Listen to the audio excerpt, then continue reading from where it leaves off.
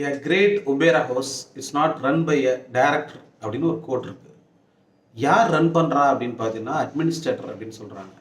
இன்றளவும் நம்ம ஒரு ஒபேரா ஹவுஸ்னால் ரொம்ப பெருமையாக எல்லாம் சொல்லிக்கிறாங்க, ரொம்ப பெரிய தங்கும் விடுதி அப்படின்னு அவங்க சொல்கிறாங்க. அப்படின்னா காரணம் என்னன்னு பார்த்தீங்கன்னா, அதை வாங்கின அல்லது இருக்கக்கூடிய அந்த டைரக்டர் கிடையாது, அதை யார் ரன் பண்ணுறாங்களோ அவங்களால தான் இன்னளவும் அது ஃபேமஸாக இருக்குது. அப்படி தான் இன்றைக்கு பார்க்கக்கூடிய பெருநிறுவனங்கள் எல்லாவற்றையும் நீங்கள் பார்க்குற எல்லா பெருநிறுவனங்களும் இன்றைக்கு நாம் வியந்து பார்க்கிறோம். அப்படின்னா அது யார் ஓனர் அப்படிங்கிறதுக்காக இல்லை, அது எப்படி நிர்வாகம் பண்ணுறாங்க அப்படிங்கிறது பொறுத்து தான். இப்போ நிர்வாகம் தான் ஒருவரை உயர்த்தும், ஒரு நிறுவனத்தை உயர்த்தும், ஒரு பேர் வாங்கி கொடுக்கும் அப்படிங்கிறத நம்ம புரிஞ்சுக்கணும். அதே மாதிரி உலக அளவில் நம்ம எத்தனையோ பேரரசுகளை நம்ம பார்த்துருப்போம். நம்ம கிரேக்க பேரரசை நம்ம பார்த்துருப்போம், அல்லது நம்மளுடைய முகலாய பேரரசாக இருக்கட்டும், அல்லது வேறு எந்த பேரரசாக இருந்தாலும் அந்த பேரரசுகள்லாம் வாழ்ந்ததற்கும் வீழ்ந்ததற்கும் ஒரே காரணம் அட்மினிஸ்ட்ரேஷன் தான்.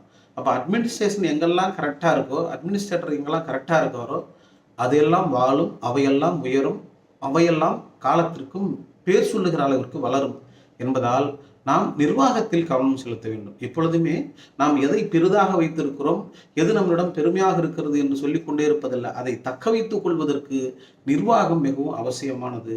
மிக மோசமான நிர்வாகத்தால் மிகப்பெரிய நிறுவனங்களை கூட அழித்து விட முடியும்.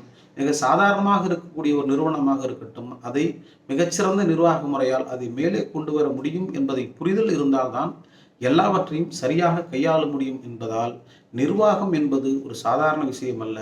நிர்வாகிக்கக்கூடிய திறமையை நீங்கள் வளர்த்துக் கொள்ளுங்கள், அது உங்களுடைய வாழ்க்கைக்கும் பயன்படும், உங்களுடைய நிறுவனத்திற்கும் பயன்படும் என்பதால் இந்த கிரேட் ஒபேரா ஹவுஸ் இன்றளவும் சிறப்பாக இருப்பதற்கு காரணம் அதனுடைய இயக்குனர் அல்ல, அதை வேலை செய்யக்கூடிய அல்லது நிர்வகிக்கக்கூடிய அட்மினிஸ்ட்ரேட்டர் என்பதை நாம் தெளிவாக புரிந்து கொள்ள வேண்டும்.